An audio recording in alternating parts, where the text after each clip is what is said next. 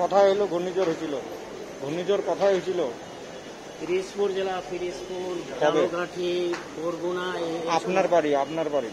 আমার বাড়ি পিরোজপুর, ইন্দুরকানি, যেটা জিয়ানগর বানাইছিল, ওখানে সমুদ্র এবং সমুদ্রের মোহনা। কতগুলা গরু বললেন? কতগুলা?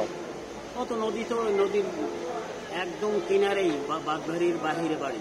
কতগুলা গরু বললেন যে গরু ভেসে গেছে? মাত্র 2টা গরু, 16 লাখ টাকা ছিল। কিন্তু আপনি তো মসজিদে বললেন যে অনেকগুলা গরু। অনেকগুলো বড়ি না, 16 লাখ টাকার গরু। 16 লাখ টাকার গরু? কয়টা? 2টা? 2টা গরু, সদ্য বাচ্চাটাই 1 লাখ টাকা বলছিল। আর বাড়ি ঘর? বাড়িঘর ছিল, বাড়িটার কাছে টিঙ্গি উড়াই নিয়ে গেছে। সন্তান নাই আপনার? হ্যাঁ, সন্তান নাই? ছেলে সন্তান নাই? 4 জন ছেলে সন্তান।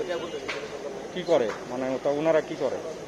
বড় ছেলেটাও অসুস্থ, সেটাও কাগজপত্র আছে, পাবনা হসপিটালে 9 মাস পর্যন্ত ছিল, যার কারণে আমার ওই সবিপুরের কেন্দ্রীয় জামে মসজিদের চাকরিটা চলে গেছে 9 মাস টাকা।